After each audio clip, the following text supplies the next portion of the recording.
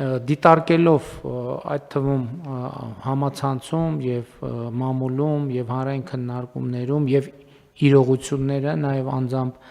արձանագրելով ես հանգել եմ այն եզրակացությամբ, որ անհրաժեշտ է վարչապետի որոշմամբ երկու խումբ ստեղծել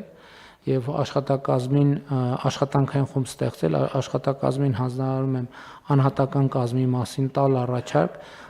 խմբերից մեկը պետք է զբաղվի օդի աղտոտվածության խնդիրներով, որովհետեւ նախ պետք է այդ խնդրը արձանագրել մեր օրակարգում, հասկանալ եւ կոնկրետ լուծումներ տալ եւ երկրորդը երթևեկության կարգավորման հետ կապված խցանումների հաղթահարման աշխատանքային խումբ,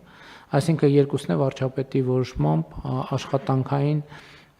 խումբ ենք ձևավորում եւ այնտեղ պետք է լինի մեխանիզմներ հաշվետվողականության, որ ժամանակ առ ժամանակ այդ թվում եւ հանրային հաշվետվողականության եւ ինձ հաշվետու լինելու, թե ինչ աշխատանքներ են կատարված։ Այսինքն միջգերատեսչական բնականաբար Երևանի քաղաքապետարանն է պետք է ներգրավված լինի, այլ համայնքների ներկայացուցիչներ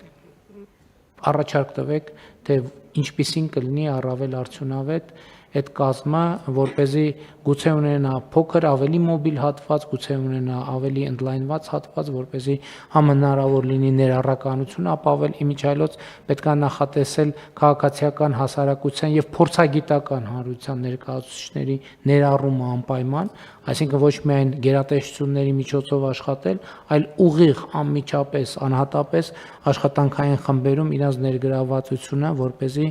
փորձագիտական եւ վարչահարական կապը հնարավորինս ավելի ուժեղ լինի։